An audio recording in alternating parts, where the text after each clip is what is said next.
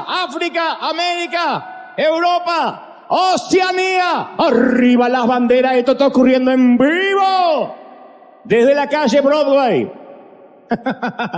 ¡Caramba, qué avivamiento! ¡Caramba, qué felicidad!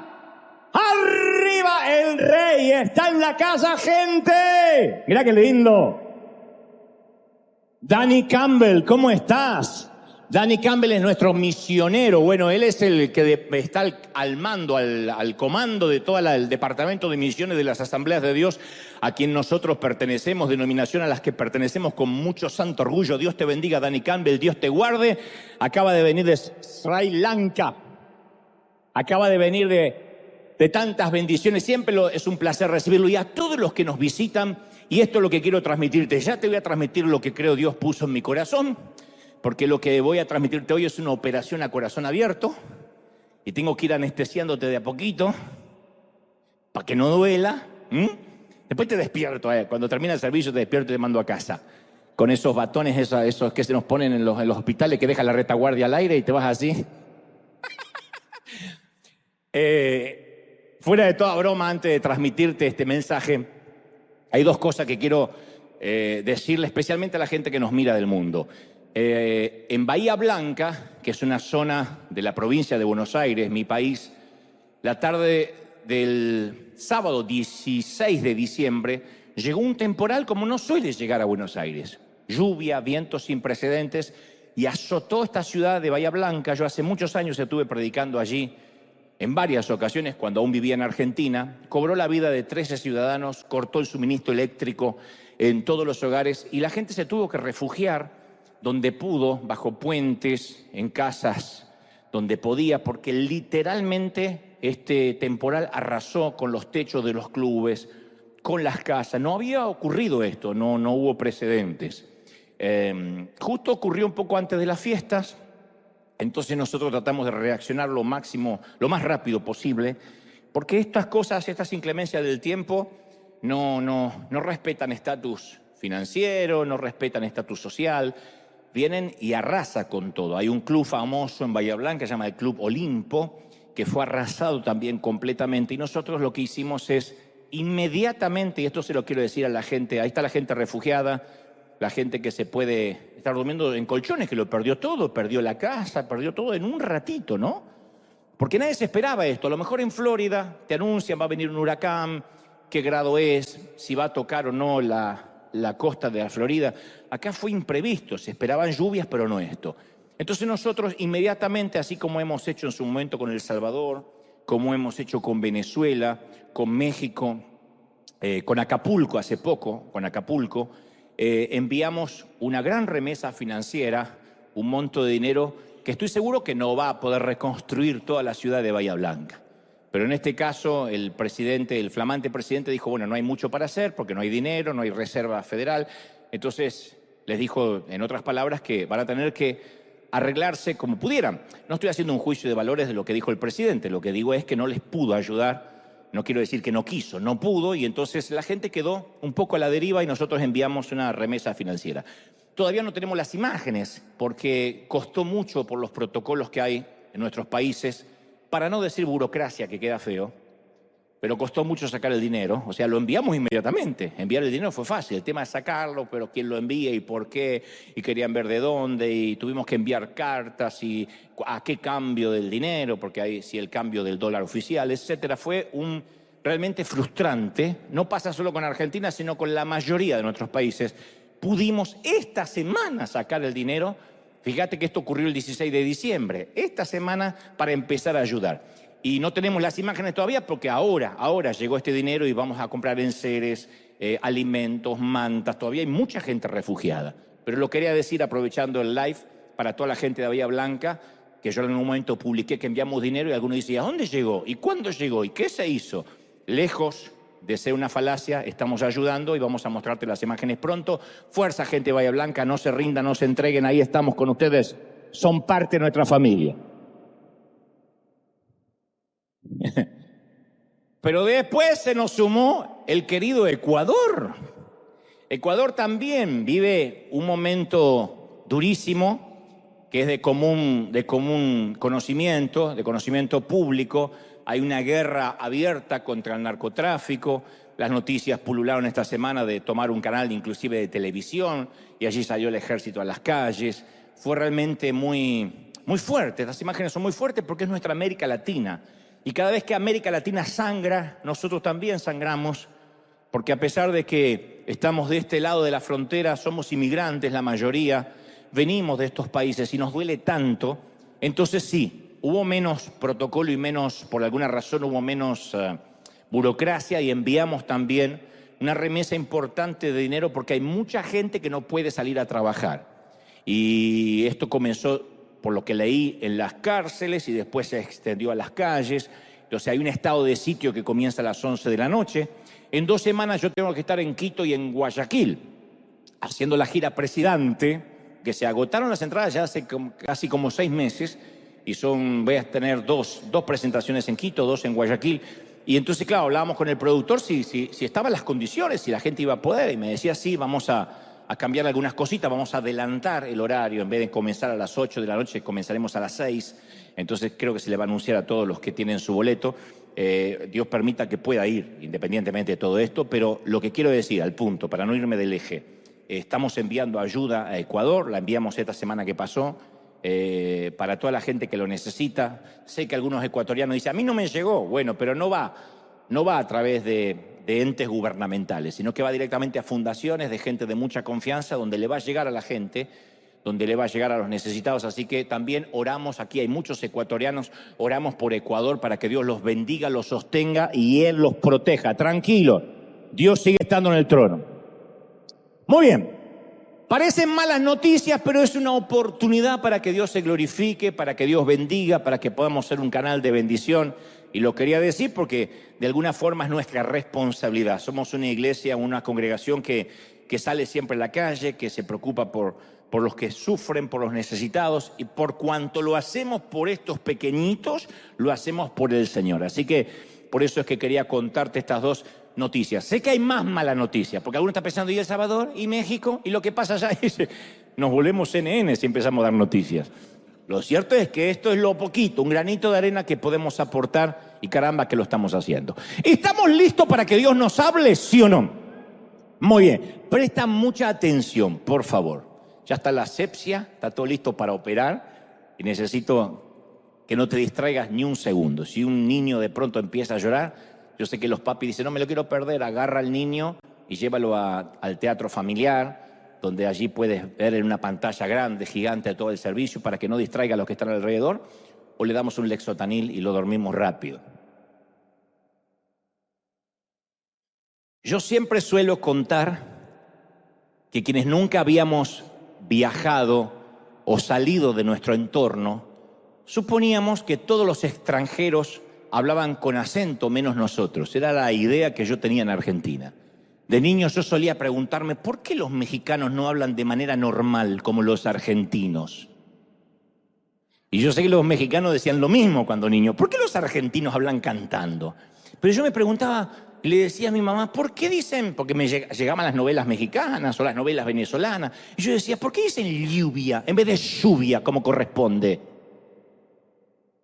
¿O por qué los españoles siempre hablan con la Z? Que es una mala interpretación. Ellos, como digo siempre, no hablan con la Z. Ellos diferencian la S de la C.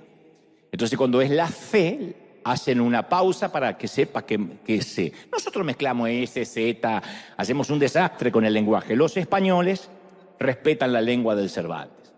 Pero hasta que un día comienzo a salir al mundo y noto que todos tenemos un acento propio, solo que nosotros no lo notamos. Nuestras creencias también tienen un acento. El acento de nuestras creencias es un prejuicio procesador, un lente, ¿no? Un lente que modela nuestra perspectiva de la Biblia y de Dios. Entonces, ese lente, ese prejuicio que traemos, ese sistema de creencias, hace que veamos las cosas como creemos que deberían ser. No siempre, pero en muchas ocasiones. Entonces, todos tenemos nuestros propios prejuicios familiares propios, historias personales, hábitos de pensamiento, y eso sin darnos cuenta, filtran nuestra fe, filtran nuestras maneras de ver a Dios. No es un secreto que yo siempre suelo contar que traté de ver a Dios como un padre amoroso, pero me costó mucho durante mi adolescencia y mi juventud por el padre europeo que tuve, o frío, o parcial para tratar a sus hijos, que no es un juicio de valores, pero uno tiende a ver a Dios como vio a su papá. A mí me costaba ver un Dios cariñoso. Pues eso es un prejuicio familiar, un lente por el cual yo después filtraba toda la fe. Y luego cuando uno filtra la fe por esos lentes, se pasa la vida buscando creencias que validen lo que ya creemos. Buscamos una congregación que piense al igual que nosotros, porque ya creemos eso desde pequeños o desde adolescentes o desde que aceptamos al Señor. Y lo que es aún peor, empezamos a frecuentar gente que cree exactamente lo que nosotros. No queremos juntarnos con gente que pueda poner en debate nuestras creencias. Y así como no somos capaces de distinguir nuestros propios acentos, tampoco podemos ver nuestros propios sistemas de creencias que definen, insisto, lo que observamos, lo que vemos, la manera en que creemos. Y el ver a Jesús con ojos nuevos, cuando digo ver a Jesús con ojos nuevos me refiero a redescubrir lo que ya está escrito. Los avivamientos, los moveres de Dios nunca vienen de algo novedoso, sino de volver a las fuentes, de volver a la senda antigua y redescubrir algo que estaba semioculto o que la cultura hizo que lo olvidemos. Entonces, ver a Jesús con ojos nuevos implica abrir la mente para cuestionar nuestras suposiciones, nuestros paradigmas. Yo fui criado dentro de la tradición evangélica pentecostal. Nosotros no éramos pentecostal, éramos súper, ultra, mega, archi, extra, súper pentecostal. Éramos más que los pentecostales. Y fui educado con muchas verdades, de las cuales estoy profundamente agradecido, pero también con varias mentiras que lograron filtrarse y que no admitían debate alguno. Uno tenía que aceptarlo por fe y no cuestionar, punto. Sí, pero ¿por qué tal cosa? No sé, no cuestione, acéptelo por fe. Y el cuestionamiento ya levantaba un espíritu de sospecha. Y durante mi etapa adulta, el Señor fue quitando poco a poco ese moho, ese musgo que infectaba la verdad. Y claro, el Señor lo hace cuidadosamente, de manera quirúrgica, para no dañar la verdad original. Es como se restauran a veces las obras de arte, que especialistas tienen que ir a limpiar lo que puede dañar la obra de arte. Si va cualquiera con una lavandina y le pasa así, arruina el cuadro. Entonces Dios lo hace de manera quirúrgica. Y tuve que desaprender muchos conceptos que me ataban a una creencia errónea y que estaba lejos del carácter de Dios. Mucho de lo que aprendí estaba lejos del Dios que después me tocó conocer. Lo mismo que le sucede a un disco duro de una computadora cuando le entra un virus, que nuestra mente queda después con archivos que están infectados. Y si no desinstalamos esas tradiciones, va a socavar todo lo que hagamos, todo lo que creamos, todo lo que filtremos por ese archivo que está contaminado. Entonces, la mitad del crecimiento espiritual consiste en aprender. Qué lindo que es aprender y que Dios nos abra la mente. La otra mitad consiste en desaprender, que es lo que más nos cuesta a los cristianos. Oíste que fue dicho, mas yo digo, dijo el Señor. Y eso les hizo hacer un ataque de caspa a la mayoría. No querían desaprender los judíos lo que habían aprendido de la ley mosaica. Por desdicha, eso no ha cambiado. Una vez que aprendemos algo, ya no queremos desaprenderlo. Una vez que creemos algo, no queremos no creerlo. Y la misma estructura mental que nos hace enseñables nos da el mismo potencial para a veces volvernos no enseñables. Y decimos, no, así no es como lo aprendí. Y punto. Toda la vida se hizo así. Sí, pero no resulta. Pero toda la vida se hizo así. Y nos mantenemos en algo que ni sabemos por qué lo mantenemos. Siempre cuento la misma historia y los que saben que la estoy repitiendo, acéptenla de vuelta porque viene bien. De aquella muchacha que se casa y va a hacer una pizza y cuando la termina de hacer, pum, le corta las 4 puntas y queda una cosita así. Y tira las puntas y la mete en el horno. Y el esposo, flamante esposo, le dice, ¿por qué le cortás las puntas a la pizza? Y dice, no sé, mi mamá siempre lo hizo así. ¿Pero por qué? No sé, siempre lo hizo así. Así que va y le habla con la suegra el muchacho. Se cubre con la sangre, habla con la suegra y le dice, ¿por qué su hija corta la pizza cuando le saca lo más rico de la pizza? Y la mamá dice, no, yo también hago lo mismo. Y estaba justo haciendo pizza y hace lo mismo, le corta las 4 puntas y la mete dentro del horno. Dice, yo lo aprendí de mi mamá, vivía la abuela todavía, así que va a hablar con la abuela. Le dice, escúcheme señora, su hija y su nieta cortan la pizza después que la tienen lista y la tiran. ¿Por qué hacen eso? Dice que lo aprendieron de usted. Y la abuela dice, yo no tengo idea por qué ellas lo hacen. Yo lo hacía porque tengo el horno chico. Eso tiene que ver con heredar tradiciones. Y no queremos desaprender. No queremos decir, lo puedes hacer diferente. No, porque así yo lo aprendí. Como pensamos que la senda antigua es mantener el fuerte. Es que nadie se atreva a cuestionar lo que creemos de chiquitos. Y a veces hay cosas que admiten debate, que no tienen que ver con lo fundamental, con lo bíblico, con lo escritural, sino tienen que ver con la periferia, con cosas que no afectan literalmente nuestra relación con Dios, pero sí el filtro con el cual miramos a Dios. Entonces, ¿qué hace la arrogancia? Hace rígido el cerebro, pero la humanidad nuestra, a pesar de ser rígida, a pesar de ser dura para recibir lo nuevo, en algún momento tiene un toque de humildad. El Señor nos llena con una unción de humildad que permite que nuestra mente permanezca abierta. Dicho esto, yo crecí en un mundo de cajas, nosotros y ellos, adentro y afuera, ungido y no ungido.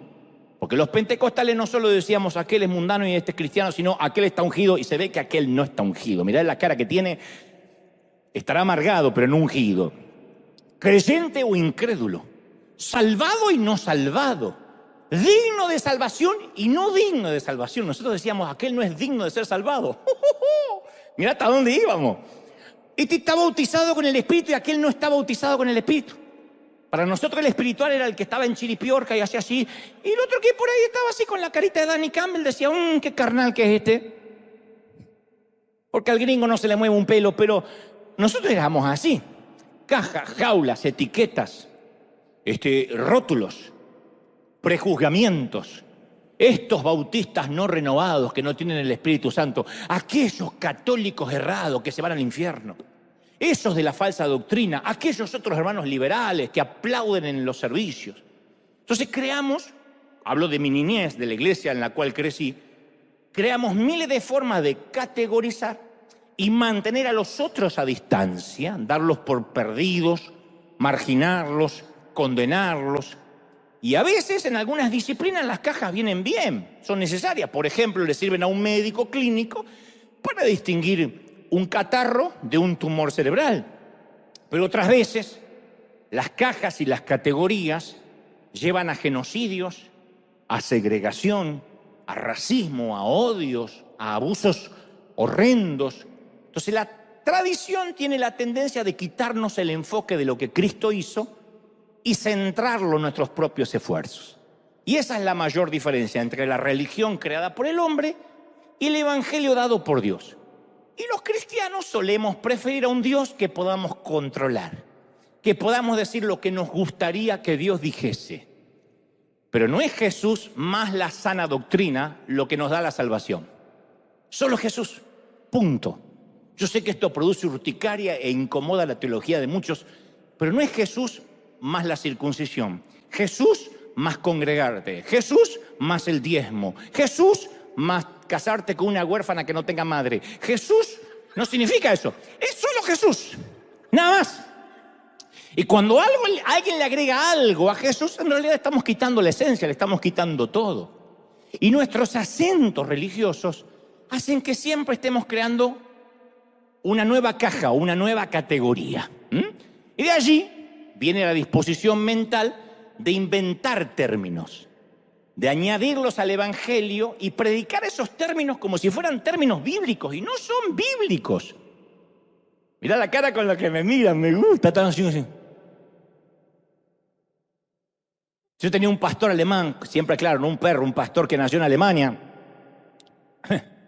que predicaba lo que a él le gustaba, ya cuando estaba viejito, un poco senil. Y le decíamos, pastor, ¿dónde está eso que en el cielo no hay guitarra eléctrica? Porque él decía guitarra eléctrica y el bajo y baterías del demonio.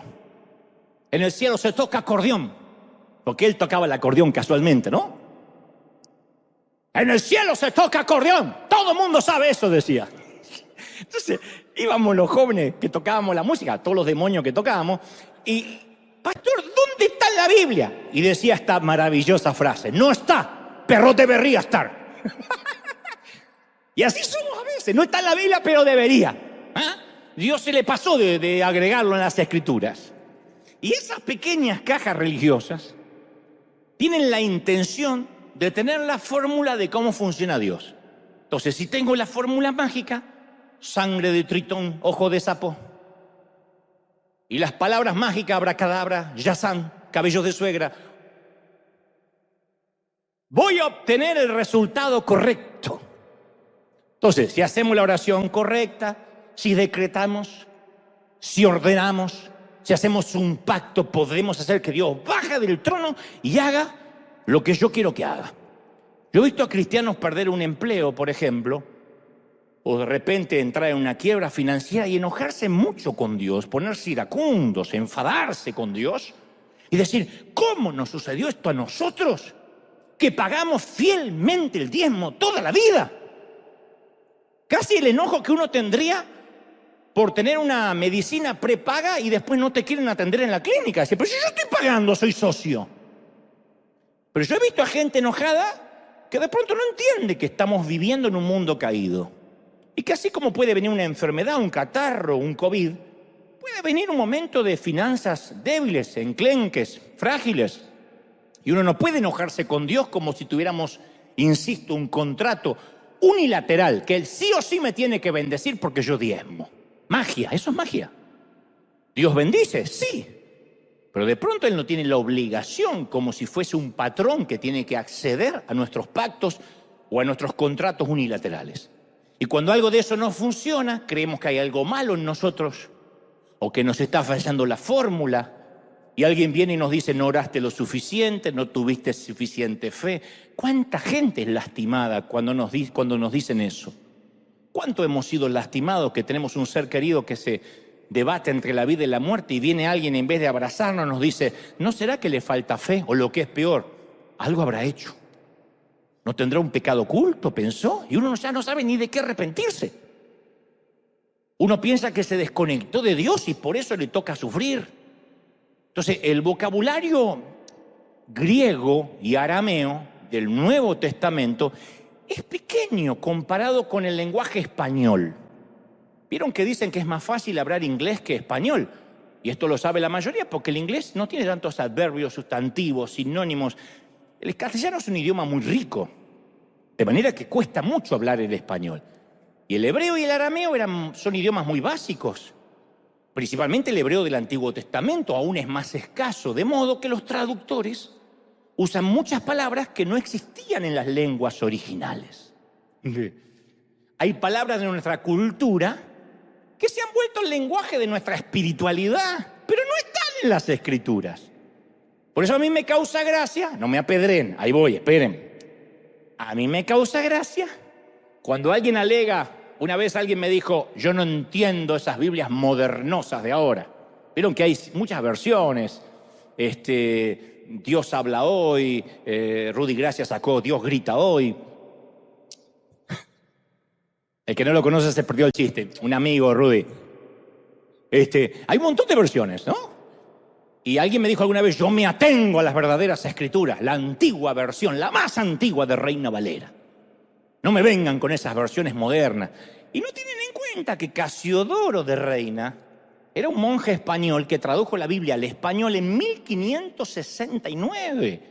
Y luego vino un tal Cipriano de Valera, otro monje católico que se convirtió en protestante, le hizo otra revisión allá por 1602. O sea que 1500 años para atrás no había esas revisiones en español. Por eso solemos pensar que Jesús hablaba en tono gallego.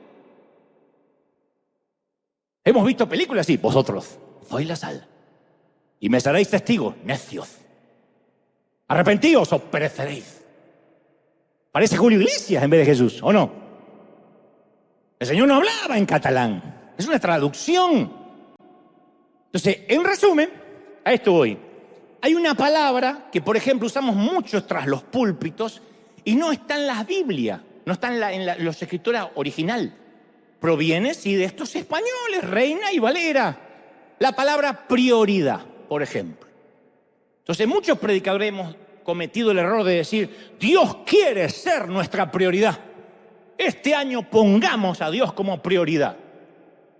Los maestros y doctores de la ley le hacían preguntas a Jesús que tenían intenciones solapadas, ocultas. En una ocasión específica le dicen, Jesús, ¿cuál es el mandamiento más importante? Esta es una pregunta de prioridades. Dame una lista, Jesús. Una calificación, necesito una calificación de las prioridades en mi vida, de la más a la menos importante. Esta era la pregunta. Debo confesar que la gente religiosa adora la lista de prioridades. Yo fui uno de ellos. Siempre hacía una lista cada año que validaba mi esfuerzo, mis horas de oración, mi tiempo de servir en la iglesia, y luego la comparaba con la lista de alguien más que no hacía lo mismo que yo. Yo decía, yo todos los domingos lo comienzo, la semana las comienzo en la iglesia, esa es mi prioridad, veo que algunos no.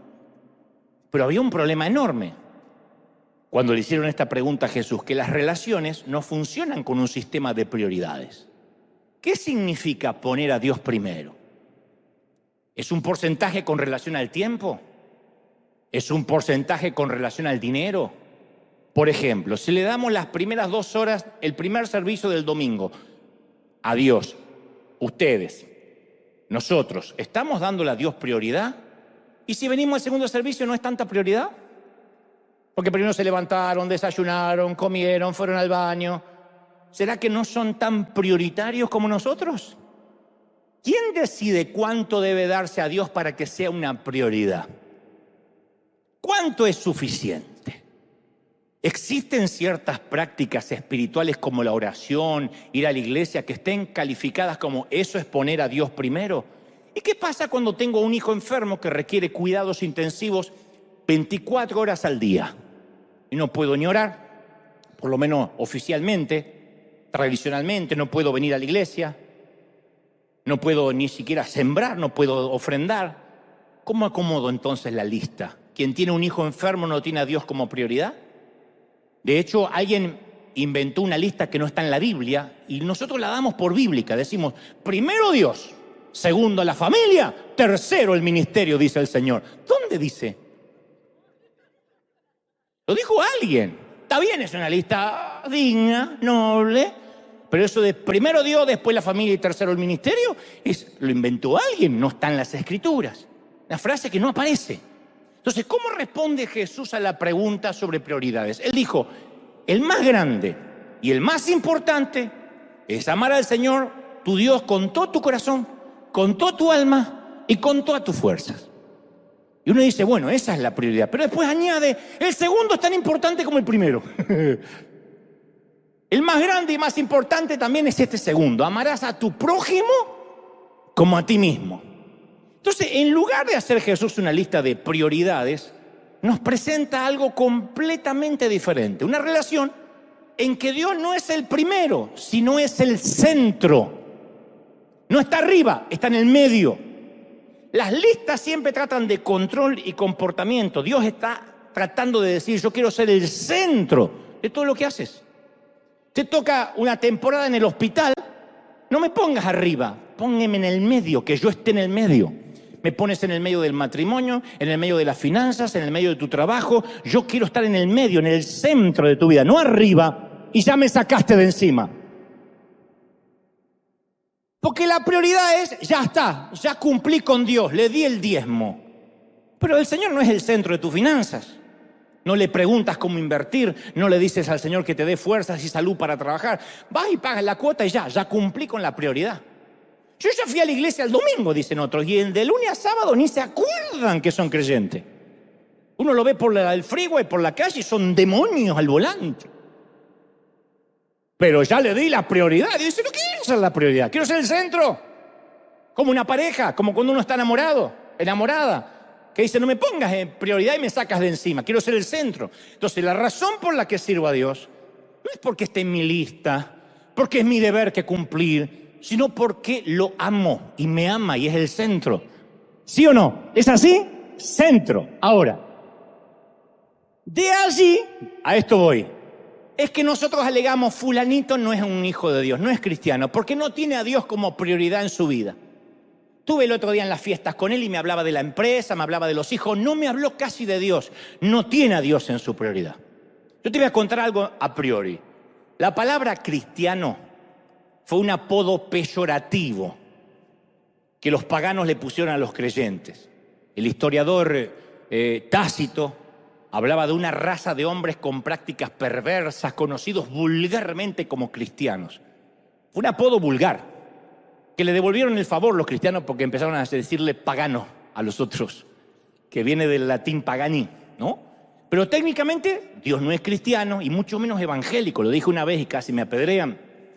Pero la pregunta es, ¿por qué insistimos en crear cajas, categorías o denominaciones que nos definen en contraposición a lo que piensa el otro? Nosotros suponemos que un cristiano o un evangélico es alguien que estaba afuera, que Dios no lo amaba, que no era hijo de Dios.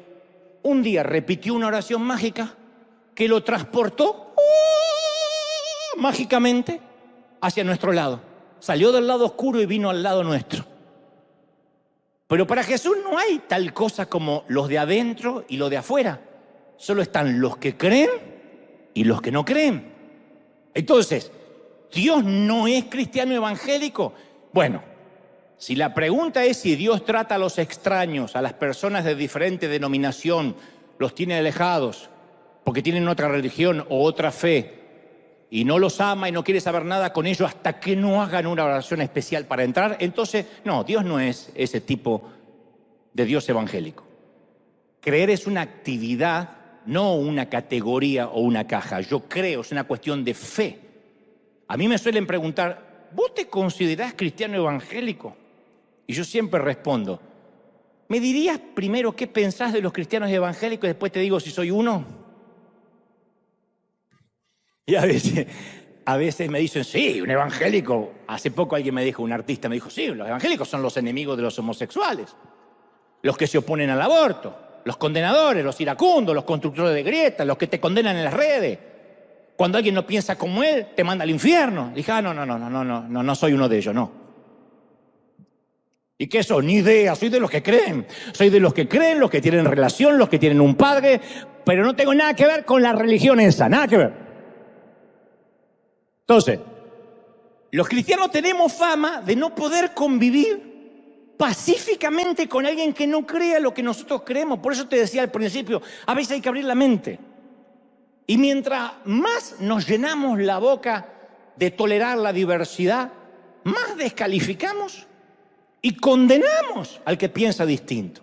Entonces, para Jesús las categorías no se dividen en nosotros y ellos, evangélicos y católicos, perfecto e imperfecto, santo y pecador. Por eso cuando descubrimos a Jesús con ojos nuevos, esto incomoda nuestras creencias heredadas, nuestros sistemas de prejuicios heredados. Porque el verdadero cristianismo no es una religión. Fue la proclamación del fin de la religión. La cruz es el fin de la religión. La cruz no es una nueva religión, o lo que es peor, la mejor religión de todas. El cristianismo y los evangélicos no somos el camino. Esto le va a molestar a alguien. Los evangélicos no somos el camino. Jesús es el camino. Jesucristo es el camino. Alguien tiene que decir, ese es mi Señor. ¡Aleluya!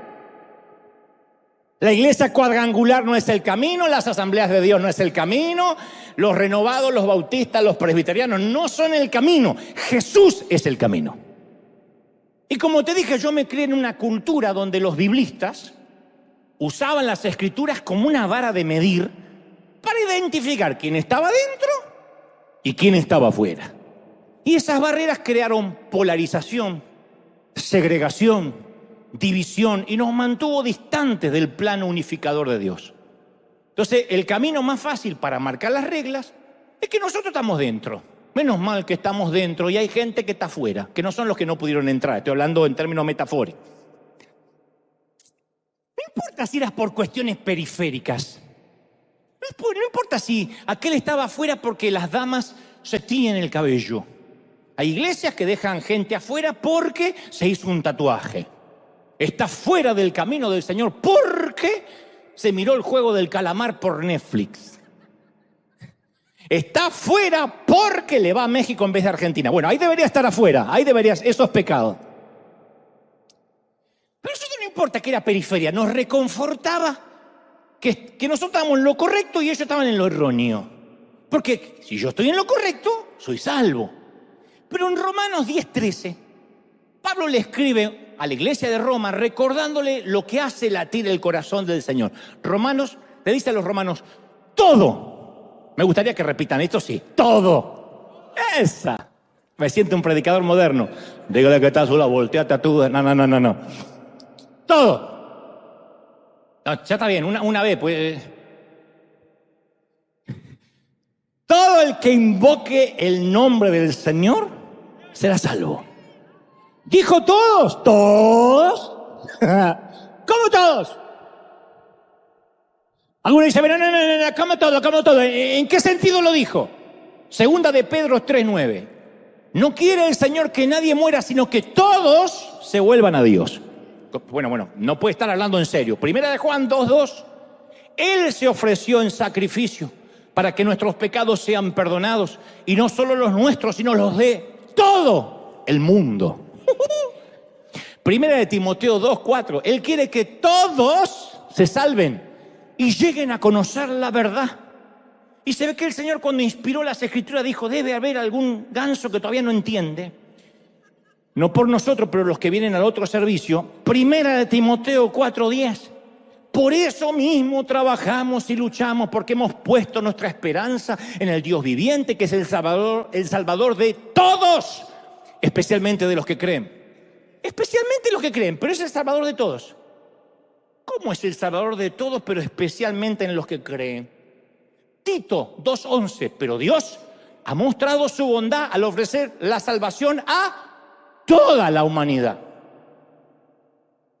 Romanos 5:18. Y así, a través de la ofensa de un hombre, puso bajo la condenación a todos los hombres. Así también, el acto justo de Jesucristo hace justo a todos los hombres para que tengan vida. Entonces, el Evangelio, la buena noticia, es que Jesús nos incluyó a todos en su vida, en su relación con el Dios del Padre. La buena noticia es que lo hizo sin nuestro voto. Si lo creemos o no, no lo hace más o menos verdadero. Entonces, ¿qué o quién me salva? ¿O lo hizo Dios en Jesús o me salvo yo mismo? La verdad es que fue Dios quien decidió salvarnos a todos. ¡Qué lindo! Ahora, diría Ortiz, ¡qué lindo! Ahora, nuestra elección, ¿cuál es? Creer en esa realidad. Todo aquel que cree, el que invoque el nombre del Señor será salvo. Ya está hecho. Nada más hay que creerlo. Y entonces esta es la verdad. Cada persona en el mundo fue incluida en su muerte, sepultura, resurrección y ascensión de Jesús. Todos. Cuando Jesús fue elevado a los cielos, Dios atrajo hacia sí todos los seres humanos. Juan 12:32 dice, y yo, si soy levantado de la tierra, a todos atraeré a mí mismo. No dijo a los evangélicos, a algunos. Cuando Cristo murió, todos morimos. Cuando Cristo resucitó, todos resucitamos. ¿Estamos de acuerdo, sí o no? Y el apóstol escribe, de aquí en adelante, a nadie juzgaremos según la carne. Segunda de Corintios 5:16. Entonces no juzgamos a nadie si este está salvo, si aquel está perdido. Todos son hijos de Dios, excepto que algunos no lo creen. Pero todos son hijos de Dios. Fíjate cómo cambia todo el panorama. De repente miramos al chinito que ve al lado y dice, ¿este también? No, porque no aceptó a Cristo en su corazón. Es hijo de Dios, lo tiene que creer nomás. Cada político corrupto que invoque se salvará. Junto con cada republicano, con cada demócrata, con cada inmigrante, cada socialista, cada comunista, cada capitalista, cada heterosexual, cada homosexual, cada persona que no podemos soportar, cada persona que no toleramos, tan pronto crea que es un hijo de Dios, Él vino por todos, nos guste o no nos guste. Yo me ha tocado entrevistar a vedette, artista, y me han dicho, ¿qué haces con ese mundano? Es un hijo de Dios. Y cuando estoy con ellos, el Espíritu Santo da testimonio a mi corazón y dice, es mi hijita, pobrecita. Está maquillada y estirada y operada porque pobrecita, lo único que puede cambiar lo de afuera. Y mal cambiado. Pero lo de adentro yo estoy operando en esa persona. Yo no sé ustedes, pero hay algunas formas de creer, de vivir, de vestir, incluso de votar, que me son más difíciles de aceptar que otras. Digo, ¿cómo pudieron votar a eso? ¿Y cómo puede vestirse así? Pues yo ya me estoy poniendo viejo, no tanto como ustedes, los voy a enterrar a todos. No obstante, ya me vuelvo intransigente. Ya empiezo a parecerme a mi pastor alemán y a decir lo que me gustaría que Dios dijese. Esa música es del diablo, no la entiendo. A mí el reggaetón me suena todo igual, siempre el mismo ritmo, siempre son lo mismo. Pienso que Maluma es una pomada antihemorroidal. Yo no.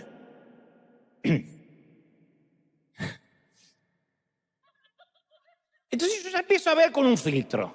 El filtro de la edad. Hay personas con las cuales fundamentalmente estoy en desacuerdo y otras que en general no me agradan. Y ahí hay una afirmación que llega de Pablo que me choquea. Dice, todo el que invoque el nombre del Señor será salvo. Y eso hace doler mi ego. Me hace sentir incómodo. Digo, ¿cómo? A ver, todo, qué bruto, todo. Pero a la vez me da un suspiro de alivio. Porque no tenemos que ser nosotros quienes decidamos quién está dentro y quién está afuera. Eso es maravilloso. Según Pablo, Dios ya decidió eso y Dios dice que todos los que invoquen serán salvos. Punto. No hay forma de debatir eso. Todo el que invoque el nombre del Señor será salvo. Puedo escuchar a alguien pensando, porque les puedo escuchar los pensamientos. Estoy escuchando en este momento. Alguien dice, bueno, tampoco alcanza solo con invocar a Dios. Esto sería un evangelio facilista. Y otra vez, estamos justificando crear otra caja. Otra forma de dividir a la gente en categorías de valor.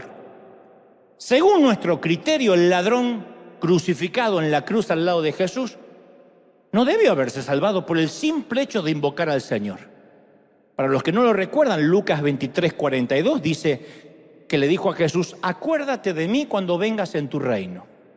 Esto en palabras contemporáneas es, hey, ¿te vas a acordar de mí, no? Gracias. Bueno, no podía ser así porque estaba crucificado, pero...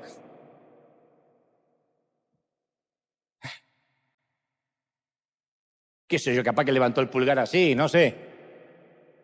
¿Qué hace Jesús? Le dice, no te alcanza con eso. ¿Cómo acuérdate de mí? No te alcanza. No, Jesús dice, de cierto te digo, hoy estarás conmigo en el paraíso. El tipo, el que le dice a Jesús esto, no expresó ningún derecho moral para recibir el favor de Jesús. No hizo ningún mérito. No prometió ser bautizado. No hizo los compromisos del discipulado. No prometió diezmar, no dijo que se iba a congregar, no dijo que iba a asistir a las células si lograba bajarse de ahí, no prometió ir a la reunión de oración, no mostró crecimiento en la santificación, no mostró fruto. Viste que nosotros somos, ¿dónde está el fruto? Le buscamos los frutos a los demás. Estamos secos como un palo viejo, pero buscamos fruto a los demás. No repitió la oración del pecador, no hizo la oración del penitente. El tipo no dijo, Señor Jesús, te recibo en mi corazón. No pasó al altar, reconoció que el Señor era el Salvador, lo reconoció. Acuérdate de mí cuando estés en tu reino. Al decirle cuando estés en tu reino, lo reconoció como el Salvador, a diferencia del otro que se burlaba. Entonces, ser un hijo o una hija no tiene nada que ver con ser digno. Somos hijos e hijas de Dios por nacimiento, no por mérito. Ningún bebé nace como resultado de sus esfuerzos. Cuando un doctor grita en el canal de parto, ¡vamos bebé, vamos con fuerza, tú puedes, mijo! La madre es la que hace el trabajo duro. El chamaco aprovecha el viaje. ¿O no? Entonces el nacimiento espiritual ocurre por gracia cuando creemos. Efesios 2:8 declara, porque por gracia sois salvos. ¿Por medio de qué? De la fe. Y esto esto no es de ustedes, no es de vosotros, porque es don de Dios, no por obras, para que nadie se gloríe. Nadie puede decir, yo soy más salvo que tú. Y sale el hijo, salvo, salvo. No, no es así.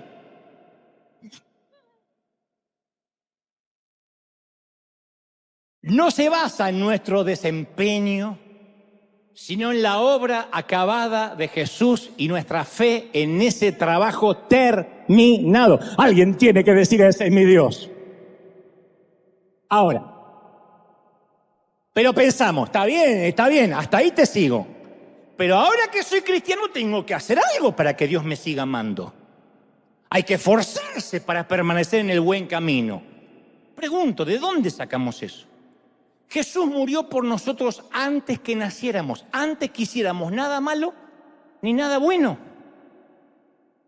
No habíamos nacido ninguno de nosotros cuando Jesús subió a la cruz. Pero nosotros creemos la falsa teología de que Dios nos ama porque murió por nosotros, porque Jesús murió por nosotros. A mí me predicaban eso, que Dios nos amaba y nos toleraba porque mandó a su Hijo para morir por nosotros. La realidad es que Jesús murió por nosotros porque Dios nos ama. ¿Me siguen, sí o no? La primera frase suena espiritual. Dios nos ama porque Jesús murió por nosotros. Suponemos que cuando Dios nos ve, nos quiere matar, pero se pone Jesús, no lo toque, yo quiero reventar a este mexicano, salvadoreño, si al menos fuera argentino. Es como que, cuando ustedes prediquen, pongan el ejemplo que quieran.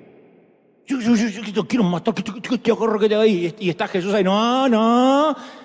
Decía mi pastor, el Señor Dios nos quiere liquidar, pero ve a Jesús y se detiene. Entonces uno supone que cuando Dios nos ve, no nos ve a nosotros, nos ve a través de Jesús y por eso nos tolera y nos aguanta. Pero si leíste Juan 3:16, sabrás que no es así. Dios no nos ama porque Jesús murió por nosotros. Jesús murió por nosotros porque nos amó primero, porque nos ama. Por eso de tal manera amó ¿a quién? Al mundo. De tal manera Dios amó a los evangélicos, no, al mundo, a todos. ¿A quiénes? Él nos amó primero. Antes que hiciéramos nada y antes que Jesús lo hiciera todo. Pero suponemos que Dios está enamorado de la futura versión nuestra, de la versión perfecta, de la versión imposible. La pregunta es, ¿ama a la persona que somos hoy mismo en este momento con todos estos errores? Y uno dice, bueno, qué sé yo, quizás si pudiera dejar de fumar, dejar de maldecir, de gritarle a mis hijos, dejar de hablar mal de Dante y los argentinos, tal vez ahí Dios podría amarme. Ahora solo me tolera, pero ya sé que Dios me va a amar un día. David escribió el Salmo 103:13 y dijo, el Señor es como un padre con sus hijos, tierno y compasivo con los que le temen. Él sabe, dijo David, lo débiles que somos. Se acuerda de que somos tan solo polvo. Un padre con sus hijos. Entonces, cuando tenemos hijos son parte nuestra, ¿sí o no? Son una extensión nuestra. ¿Cuál es el único requisito para que alguien sea un hijo? Existir. Para ser hijo nuestro no hay nada que hacer. ¿Qué tiene que hacer un hijo para ser hijo? Nacer. Y nada de lo que haga lo descalifica como hijos. ¿Sí o no, padre? No me miren así que parecen los que van a matar a los hijos en cualquier momento. Ni siquiera tienen que creer que son nuestros hijos para poder serlo. Pueden creerlo, pueden no creerlo, son hijos nuestros. Incluso si uno de nuestros hijos decidiera no volver a hablarnos nunca más, no podría cambiar su identidad de hijo. ¿Es así o no es así? No te hablo más, te odio. Es tu hijo igual. Aguántese. Ahora, ¿tendría impacto en nuestra relación? Sí. ¿Cambiaría su identidad? No. Qué atentos que están. Va de vuelta, me encantó, me siento un maestro. ¿Tendría impacto en nuestra relación? ¿Cambiaría su identidad? Está bueno. Ahora, no pueden negar que son nuestros hijos, incluso pueden ir a la corte y cambiarse el apellido. No me quiero llamar más Goebbels, me voy a llamar Messi. Si aún se cambiara el apellido, no tiene suficiente poder para cambiar la verdad de quién es. Aunque obviamente su elección va a afectar la relación con sus padres. Efesios 4:5 dice, un Señor, una fe, un bautismo, un Dios y Padre de todos, el cual es sobre todos y por todos y en todos. Es como que lo repite una y otra vez. Cada ser humano con el que interactuamos es un hijo de Dios. Porque solo lo único que tiene que hacer es invocar a Dios para aceptar esa realidad. Yo no puedo decir, aquel es un hijo del diablo. El ladrón de la cruz, esos dos que están al lado de él, son hijos del diablo. Hijos de Dios. Pero nos cuesta comprender horrores ese tipo de gracia. Y razonamos y decimos, no es cierto. Cualquiera no puede ser un hijo de Dios. ¿Cómo que cualquiera es un hijo de Dios? Mucho menos si no es un buen cristiano. Yo titulé este mensaje, Homero no es un hijo de Dios. Y falta el subtítulo que es, y otras legendarias mentiras evangélicas. Y literalmente durante esta semana me enviaron a arder en el infierno. Los Simpsons, yo sé que la mayoría jamás lo ha visto, porque a esa hora justo cuando lo pasaban en Fox estaban orando, pero Los Simpsons es una serie animada que fue creada en 1989, primero para la Fox por Matt Groening y después la compró el holding de Disney. Y Homero representa el estereotipo en la caricatura, en la animación, del tipo grosero, incompetente, el tipo es torpe, vago, mal padre, peor esposo, descuidado. Se dedica a ir a la taberna, beber cerveza, ver la televisión. Entonces pude haber titulado el mensaje con alguien de la vida real. Yo iba a poner, el Puma Rodríguez no es un hijo de Dios. Taylor Swift no es una hija de Dios. Bukele no es un hijo de Dios. Oh, ¿viste que pensaron? Él sí. ¿Se dan cuenta? ¿Se dan cuenta? ¿Me siguen? ¿Me siguen? ¿Por qué uno sí, por qué el otro no? Ay, no, porque con lo que Bukele está haciendo. ¿Se dan cuenta que el Hijo de Dios para nosotros es según las obras? ¿Para qué vengo explicando si nació el hijo, es hijo, aunque se cambie el apellido? Bukele. Paquita la del barrio. Rata de dos patas, te estoy hablando a ti, aunque un bicho rastrero, aunque sea muy chiquito, así era.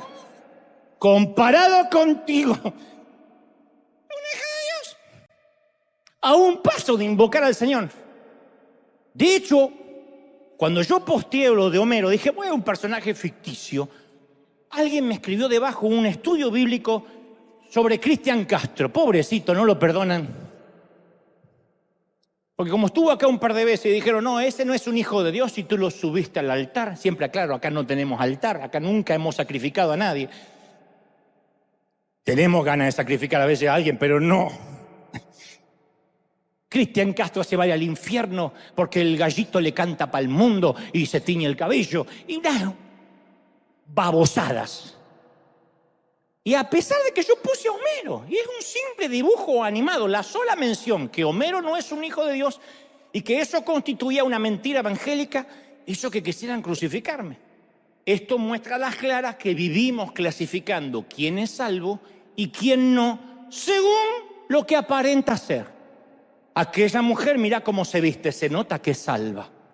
Aquella, en vez de una falda, parece un cinturón. Esa se va al infierno, mira.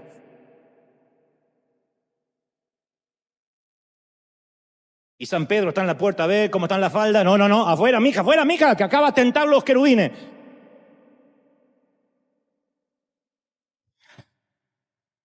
Y nosotros decimos, no, me ponían. Dios no puede considerar a su hijo a un tipo como Homero. Una caricatura.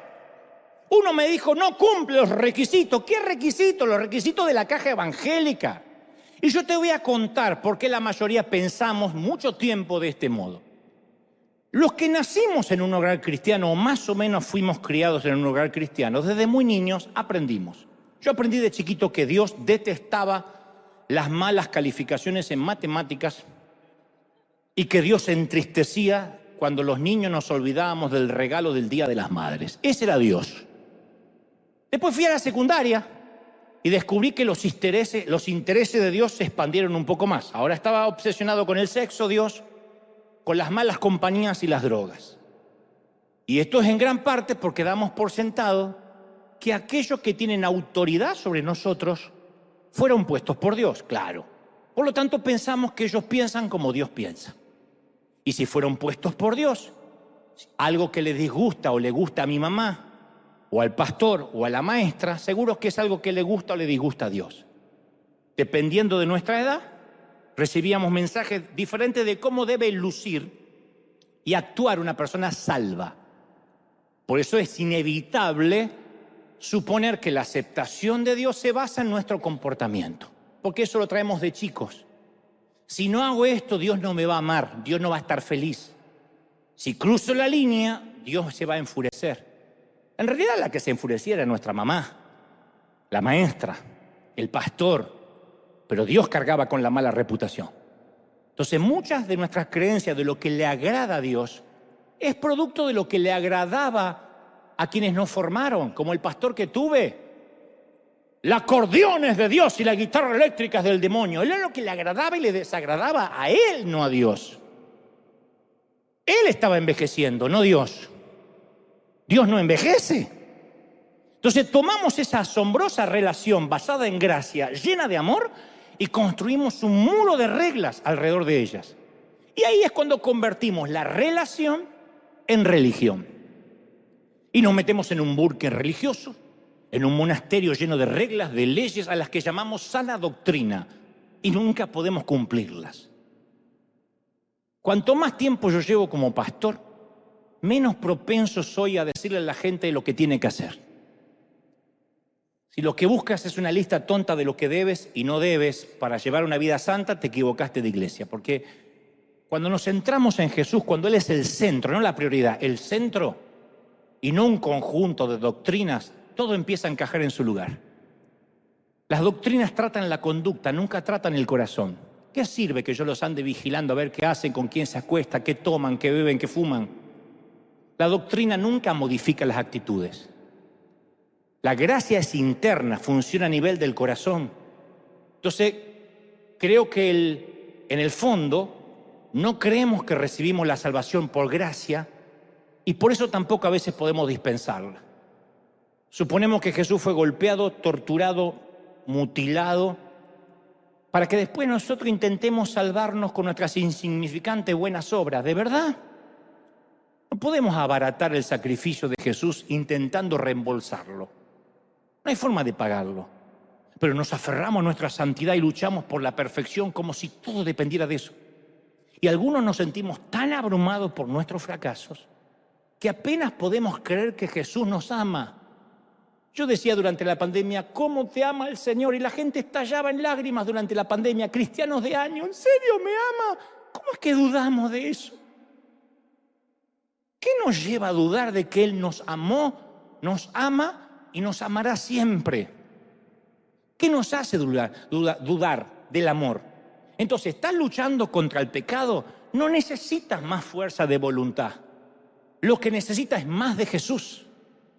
Que Él sea el centro. Cuando Él sea el centro, el pecado pierde el poder. El punto no es evitar el pecado, sino enamorarnos de Jesús. Uno es fiel a la pareja porque está enamorado, no porque trata de evitar la tentación. Pero nuestro pecadómetro, nosotros etiquetamos los pecados como pequeños, medianos y escandalosos.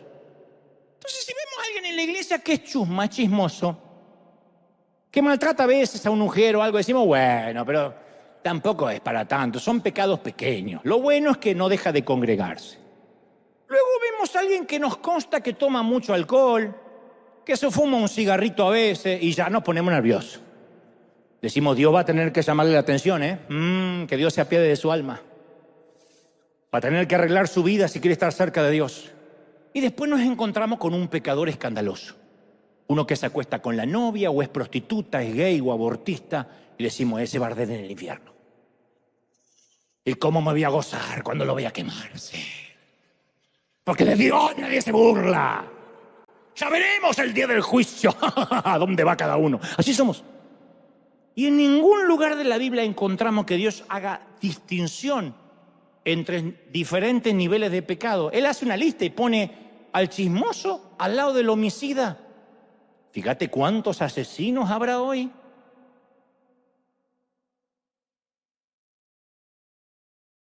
Él no comparte nuestro sistema de evaluación. Para él todos los pecados son igual de malos y todos los pecadores merecen el mismo amor. Como el infierno, el mismo amor. Sácamela que no entendió nada, se acaba de despertar. Entonces, es evidente que los pecados tienen diferentes consecuencias. Algunos hacen que te metan en la cárcel, otros que te rompan la cara. Algunos quizás no se van a notar. Para Dios, todos los pecados son iguales, todos merecen el mismo perdón y el mismo amor. Dios arroja los pecados al fondo de la mar, pero algunos han recibido el ministerio de buceo. Jesús dijo, da de gracia lo que recibiste de gracia. Entonces, la única manera de poder dar gratuitamente algo es si lo hemos recibido gratuitamente. En tanto que no hayamos recibido su perdón, su gracia completa y gratuita, no podemos otorgarlo completa y gratuitamente. Ese es el problema. Cuando yo veo a alguien que condena rápido al otro es porque no cree que él fue perdonado. Uno no puede dar lo que no tiene. Al que mucho se le perdonó, mucho ama, dijo el Señor. Al que cree que se le perdonó poco, anda por la vida juzgando. Caramba, que yo me gané esta salvación, gánatela tú también. Si creemos que de alguna manera tenemos que ganarnos su perdón, hacemos que los demás también se ganen el suyo. Que paguen derecho de piso. ¿Cómo a este de la 11ª hora le vas a pagar lo mismo que me pagaste a mí? Sí. ¿Acaso tenéis celo de mí que soy un hombre bueno? Dice la parábola de aquel que le paga fuera del sindicato, fuera de toda equidad social, lo mismo al que trabajó 1 hora que los que trabajaron 8. Entonces, si creemos de alguna manera que estamos pagando por nuestro perdón, vamos a hacer que los demás también paguen por su perdón. Y caemos en esa trampa con mucha frecuencia. Creemos que tenemos que ganarnos el amor de Dios. Y por eso vemos a veces los infortunios de la vida de la manera que Dios nos pone a cuenta con Él y nos corrige. Estamos cortos de dinero para llegar a fin de mes y pensamos que Dios está vengando de nosotros porque no ofrendamos. Se nos poncha una llanta, yo lo he visto en mis padres. Se ponchaba una llanta, el auto se detenía y mi madre decía, esto es lo que nos merecemos por salir sin orar. Y mi papá cambiando la rueda, esto te pasa, viejo, yo te dije, oremos, oremos. No colaboraba con el arca y ayudaba con el diluvio la vieja. Señor, yo sabía que ibas a permitir esto porque no hicimos el devocional, es que me levanté tarde. ¿Te puedo decir algo importante? Dios nunca te va a hacer pagar por el mal que hiciste, vas a vivir las consecuencias. Porque Jesús no te va a hacer pagar nada porque Él ya pagó el castigo completo. Consumado es. ¿Sí o no? Esto me trae a la mente un incidente doméstico que alguna vez conté. Hace muchos años le cerré la puerta del auto, ¡paf!, con todo, sobre los dedos de mi hijito Brian. Actualmente es el director, sé cómo está dirigiendo con esos dedos. Esto ocurrió afortunadamente cuando él tenía 8 años. Puso la manito así para bajar y yo, ¡pah!, cerré la puerta. Perdón, perdón, perdón, decía yo. Él decía, está bien, está bien, está bien. Estaba blanco del dolor. Y yo repetía frenéticamente, perdón, perdón, perdón, perdón. Está bien, papá, me dice cuando se puede recomponer. Dice, fue un accidente. Le dije, no. Perdón, la culpa que tenía. Porque él probablemente pensaba, ¿por qué no se calla y me deja llorar en paz? Entonces me dice, te perdono, está bien, te perdono, pa. Pero a mí no me alcanzaba. Lo veía llorar indefenso. Dice, no. Me senté y dije, quiero que agarre mis dedos, agárrame mis dedos, agárrame mis dedos. Y me dice, yo no quiero agarrarte los dedos con la puerta, no soy tan bruto. Y yo le digo, es que yo me voy a sentir menos culpable. Si me agarrá mi dedo, me voy a sentir menos culpable. El problema es que Brian no era que no me estaba otorgando el perdón. El problema es que yo no estaba recibiéndolo. Yo quería que estuviésemos a mano. Desafortunadamente muchos van por la vida cristiana con la mentalidad: agárrame los dedos, Dios. Agárrame los dedos, Dios. No recibieron el perdón que Dios proveyó de manera gratuita. Así que quieren que Dios los haga sufrir un poco para saber que están pagando. Ellos creen que si Dios los hace sufrir un poquito, los hace sentir mejor acerca del pecado que cometieron. De allí viene el origen de las penitencias. Por eso las penitencias funcionan en muchas iglesias o en muchas religiones. En la iglesia católica, 4 Ave María, 5 Padre Nuestro, una caminata a la Virgen. En la iglesia evangélica, 6 meses de sentarse en el banco, 1 año que te quitamos la comunión, 1 año y medio sin tocar un instrumento. La disciplina funciona porque, bueno, me mandé una metida de pata, pero estoy pagando. Hasta que no recibamos el perdón que Dios nos dio gratuitamente, no somos capaces de dárselo a los demás. Y si tienes un problema otorgando perdón, probablemente tengas un problema recibiendo el perdón. Y si tienes problema para recibir el perdón, probablemente tienes problemas en creerlo. Así que según tú eres un cristiano, pero en el fondo no te consideras un hijo de Dios. Porque si te consideraras un hijo de Dios, recibirías el perdón. Esto no es una licencia para salir a pecar. Bueno, hago lo que quiera, total soy hijo de Dios. Porque vas a pagar las consecuencias. Porque va a afectar tu relación con Dios. Uno más se enamora de Jesús, menos poder tiene el pecado sobre nosotros, no nos atrae. Más nos llenamos el depósito de Cristo, más nos alejamos del pecado, de la mala vida, de las tentaciones. Así funciona. Jesús vino a buscar y a salvar los que están perdidos. No esperó que deambularan por la puerta de la sinagoga. Él mismo se invitaba a sus casas a comer y no tenía prisa por irse. Entonces su deseo de estar con lo que nosotros llamamos pecadores a mí me asombra, pero más me asombra cómo a los pecadores les gustaba estar con él. Viste que lo típico es que la gente mala no quiere estar con gente que supuestamente es buena y a la inversa. Por eso los pecadores evitaban a los fariseos y viceversa. Los fariseos insistían en que se cumpliera un estricto código de conducta antes de aceptarlos como judíos genuinos. Entonces, desde la superioridad del púlpito, predicaban normas, doctrina, que ellos eran incapaces de cumplir. Le dijo el Señor: hipócritas, ponen normas altas que ustedes en privado ni siquiera siguen. Pero la Biblia muestra que los pecadores se sentaban a la mesa con Jesús, pasaban horas escuchándolo, haciéndole preguntas, riendo, llorando.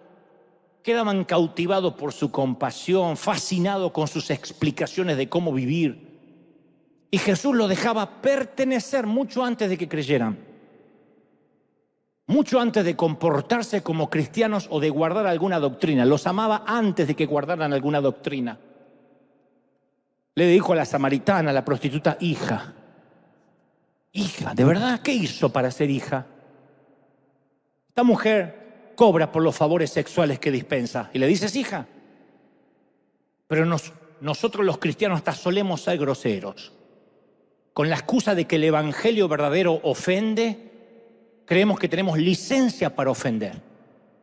A mí me suelen escribir: sí, hay filas para entrar en River porque les acaricias los oídos. Oféndelos y vas a ver cuántos te quedan. ¿De verdad?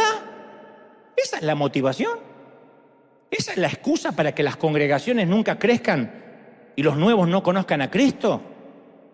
¿De verdad son 4 gatos locos porque tienen la verdad absoluta? ¿De verdad? A veces conocemos a un gay, a una lesbiana o una pareja que convive sin estar casados y pensamos que lo primero es advertirles en nuestro primer encuentro respecto a su sexualidad. Como si la vida sexual fuera lo primero que le interesa a Dios. Arreglen eso porque si no, no pueden ser hijos míos. Todo va a venir. Lo primero es el amor, la gracia, la misericordia, lo que Jesús es. Lo demás, cuando Él sea el centro, uno cambia. No subestimemos al Espíritu Santo.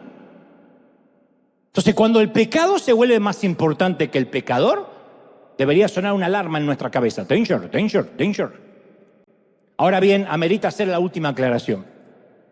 Cuando la gente me escribe diciendo, gracias a tus mensajes, me libré del cautiverio del legalismo, he salido de la caja de la religión. Yo entiendo lo que intenta decirme y lo agradezco como una simple herramienta o cartero. No obstante, hay que ser cuidadoso cuando uno deja atrás las cajas, por muy malas que hayan sido. Porque cuando lo hacemos, nos vemos tentados a hacer una nueva caja y a meternos en esa nueva caja. Es muy fácil, así estamos, de volvernos arrogantes y farisaicos de nuevo y juzgar a las personas que siguen en aquella caja que nosotros acabamos de salir. Porque involuntariamente seguimos participando en la división de los seres humanos, en las clasificaciones de control, de juicio. Nuestra arrogancia es que a veces construimos una caja nueva y dejamos a Dios afuera.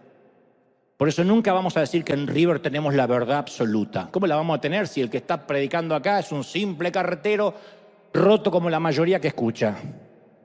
Somos apenas un grupo de gente quebrada que hemos sido invitados a la mesa del Señor. Algunos se están cambiando, otros están en proceso, otros van a tardar toda la vida. Dios nunca respeta las cajas que construimos. Pero conociendo al Señor como lo conozco, si los Simpsons fueran parte de la vida real, te aseguro que se metería en la taberna de Moe y le diría a Homero cuánto lo ama. Y le aseguraría que cuando subió a la cruz pensaba en él. Y por sobre todo le diría que siempre fui hijo de Dios. Que lo único que tiene que hacer ahora es simplemente creerlo.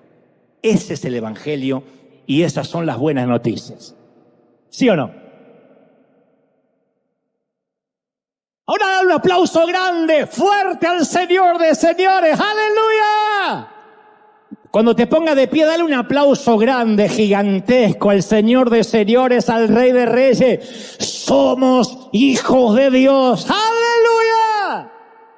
¡Wow! Alguien tiene que celebrar y decir, Señor, ese es el Evangelio, esas son las buenas noticias. ¡Wow! ¡Impresionante! Cuando hacemos la gira, esta presidente, yo suelo decirle, no esperes a que yo te haga repetir una oración, porque sería insultar vuestra inteligencia. Y siempre hay allí políticos, artistas, católicos, ateos, judíos. Le digo, no te voy a hacer repetir una oración. Ustedes saben cómo hablar con un padre. Solo tienes que creerlo, porque si repites una oración sería un rezo. Y estarías repitiendo como loro. Tú sabes cómo hacerlo. Dicen que las oraciones más sinceras ocurren entre las paredes de los hospitales y en las gramas recién cortadas de los cementerios. Y hay oraciones más sinceras allí que entre las paredes de la iglesia. Y ahí no hay ningún cura, ningún rabino y ningún pastor para guiarnos en oración. Uno sabe cómo buscar a Dios. Señor, ayúdame. Todos hemos dicho eso en alguna ocasión. Y solo con creerlo. Luego Jesús se hace el centro de nuestra vida, no la prioridad. Y a partir de ser el centro no se trata ni de congregarnos más, ni de diezmar, ni de ser evangélico, ni buscar una sana doctrina, ni fijarte que te van a decir cómo tienes que vestirte y a qué fiestas tienes que ir. Y si puedes o no puedes bailar. Y si a partir de ahora puedes dejar esto y puedes hacer lo otro. No hay ninguna regla. Lo único que tienes que saber es que no hay nada que pueda separarnos del amor de Dios. Ni lo alto, ni lo profundo, ni lo presente, ni lo porvenir, ni ninguna otra cosa creada nos separará del amor de Dios. Alguien tiene que decir, ese es el Señor. ¡Aleluya! ¡Al Rey! ¡Bendito sea! Ha liberado el Señor nuestras almas y nuestras mentes hoy. ¡Wow! ¿Lo recibes, sí o no? Levanta tus manos al cielo conmigo, ya casi nos vamos. Pero aquí en casa, si puedes, en el living, en la sala, en el sillón, levanta las manos conmigo del Señor. Gracias. Gracias por esta palabra, gracias por siempre haberme amado. No sabe lo que se libera cuando le dices gracias por haberme amado siempre. El Señor te amó cuando fracasaste, te amó cuando estabas sucio. Y cuando decidiste correr al Padre como el hijo pródigo, Él salió al encuentro y te abrazó lleno de lodo. Y ni siquiera tuviste que decir por qué hiciste lo que hiciste. Solo el Padre toma la palabra y dice, aquel que se perdió ha regresado. Hagan una fiesta. Y este evangelio es para todos, le gusta a quien le guste, no me importa si me excomulgan. Este evangelio es para cualquier católico, para cualquier judío, para cualquier musulmán, para cualquier testigo de Jehová, para cualquier hermano libre, para cualquier hermano de los santos de los últimos días, para cualquier reformado, presbiteriano, para el que tenga el bautismo del Espíritu y para el que no lo tenga, para el bautista y para el pentecostal, para el que no cree en nada, el que dice no creo en Dios. Tan solo cuando lo creas vas a recibir esta verdad que sigue siendo verdad aunque tú no lo creas. Él es tu Padre. ¿Cómo te ama el Señor? ¿Cómo te ama el Señor, hija? ¿Cómo te ama el Señor? ¿Cómo te ama el Señor? Y no saben las veces que le he dicho, Señor, ¿tú de verdad me amas a mí? No me metas en una bolsa con todo. Dime si amas a Dante Miguel. Y más de una ocasión él me dice, ¿cómo no te voy a amar si yo decidí tu gestación? Si desde el vientre de tu madre yo te elegí. Y así ha sido con cada quien. Y me amaste cuando estuve lejos de ti. No sabía, no sabes cuánto. Y me amaste cuando te di la espalda. Sí, yo estaba ahí. Y aquellas veces que el pecado te ofendió, porque yo sé que te ofendió, sí te separaste, pero nunca dejé de amarte. ¿Te ama el Señor? Recibe eso. En casa, donde estés, solo créelo. Todo aquel que invoque el nombre del Señor será salvo. Y no me digan que es una metáfora. Bueno, invoque significa algo más. No, solo eso. Señor, ten misericordia de mí. Me consta de gente que lo ha invocado en una ambulancia a punto de morir. Otros en medio de un infarto. Otros en el último minuto de tener un accidente. Señor mío. Y conociendo el carácter de mi Dios, Él dice, hay uno más que me invocó, uno más que sabe que existo, uno más que sabe que soy su Padre, para que ninguno se pierda, sino que todos tengan vida eterna. Hoy levanta las manos, bebe. ¿Cómo cambia nuestro evangelismo cuando vemos a todos como hijos? Porque ya no salimos a buscar perdidos, ni mundanos, ni salimos a regenerar hijos del diablo. Salimos a buscar nuestros hermanos. Y salimos a buscar los hermanos que están en guerra, y los hermanos divorciados, y los hermanos que dudan de su identidad sexual, y los que tienen una sexualidad diferente. Y salimos a buscar los ladrones y los corruptos. Son nuestros hermanos, solo que han desconocido que son hijos de Dios. Y si le han hablado de Dios, se han sentido indignos de sentarse a la mesa. Vamos a decir, el Señor dice que Él te ama y Él va a limpiarte luego, y vendrá un proceso, pero Él te ama. Levanta las manos, siente que algo ha cambiado. Aquí en la atmósfera atrás, los que están escuchando en casa, los que están recibiendo esto a través de las naciones, Padre, he transmitido lo que creo me has dicho que diga. He hablado y no he omitido ni he quitado una tilde a lo que sé que es tu revelación. Torpemente he hablado al intelecto, pero sé que tu Espíritu Santo ha hablado donde yo no puedo, los tuétanos, el corazón, el alma. Levanta las manos y dile, Señor, yo me llevo este amor impregnado por encima, delante, detrás, a los costados. No digas nunca más Dios no me ama, nunca más digas Dios se apartó de mí. Te ama el Señor, te sostiene en su mano. Nadie quita de su mano los que Él ha escogido, y Él te ha escogido. Él ha dicho, tú eres mío, nadie te robará de mi mano. Padre, yo he transmitido esta palabra para liberación. Quita toda caja, no permita que hagamos una nueva caja, solamente que amemos lo que tú has hecho en la cruz. Amamos la cruz, amamos el fin de la religión, amamos el fin de la religión organizada. Vamos en contra de todo aquello que quieran poner franquicia o monopolizar lo que tú has hecho en la cruz. Señor, nos aferramos a la cruz.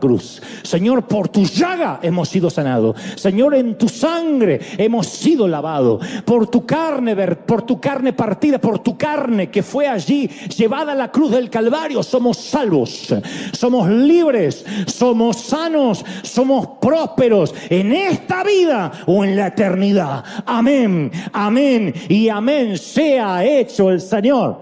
¿Tú lo crees? No. ¿Tú lo crees? ¿Se animan a decir todos? Todos. ¿A cuántos ama el Señor? ¿Por cuántos murió el Señor? Dios te bendiga, Dios te guarde. Buena semana hasta el domingo que viene. ¿Cómo te ama el Señor? Chao. Ven.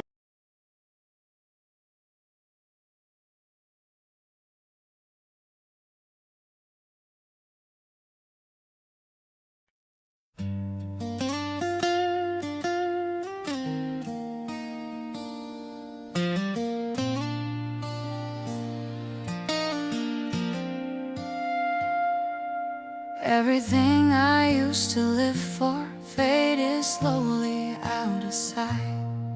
Now my days just circle around you like I'm lost without a light.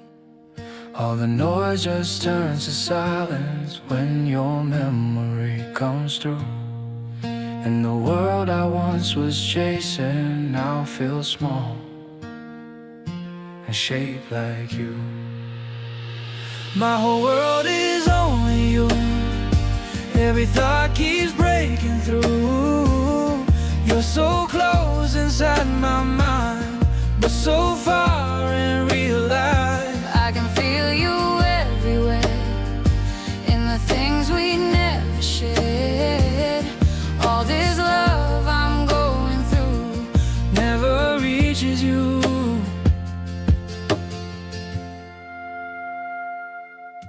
Every image feels so real now, like you're standing next to me. But the truth is in the silence, you were never meant to see. My whole world is only you. Every thought keeps breaking through. You're so close inside my mind, but so far in real life. I can feel you everywhere, in the things we never shared. All this love I'm going through never reaches you. If you felt it for a moment, would it change the way you stay? Or would I still be the shadow that just fades away?